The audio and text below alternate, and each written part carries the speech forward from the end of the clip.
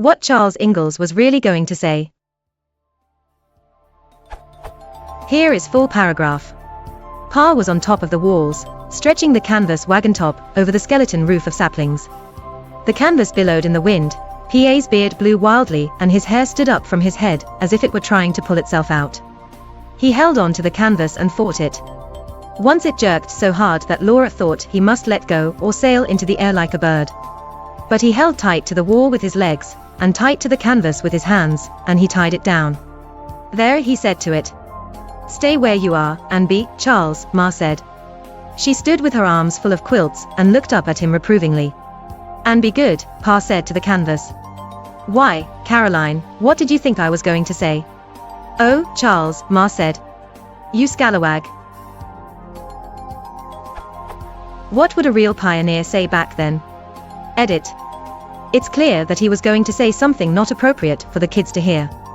I want to know what phrase he would have used. Maybe there are suitable idioms in the pioneer's jargon, or it would have been just common expression. I just can't guess it, nothing sounds right.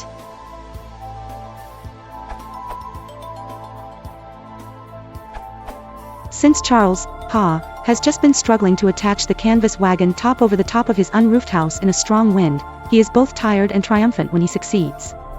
His wife suspects that he is about to say, and be damned, to the bulky canvas. An example of such usage appears in Benjamin Hall, History of Eastern Vermont, Volume 2, 1865. He, the sheriff, then read the riot act to them, the rioters, and ordered them to disperse within 1 hour, and told them that if they did not disperse within that time, and cease their opposition to his entrance into the courthouse, he would most certainly order the posse to fire on them, to which they replied, fire and be damned. If you do, the hardest fend off.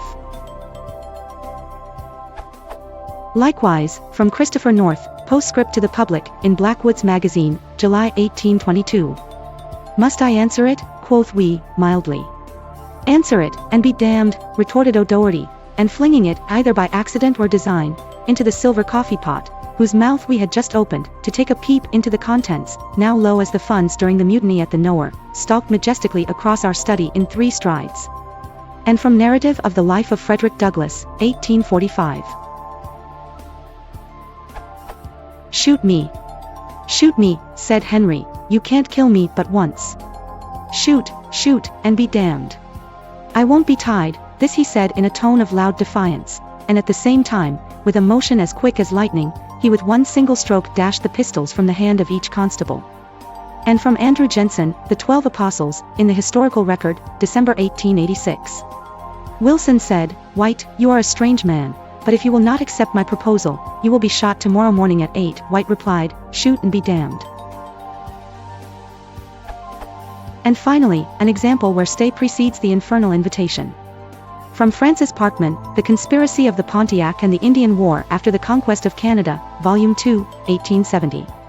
At length, declaring that provisions were failing and the season growing late, he, Colonel Bradstreet, resolved to return home, and broke up his camp with such precipitancy that 2 soldiers, who had gone out in the morning to catch fish for his table, were inhumanly left behind, the colonel remarking that they might stay and be damned.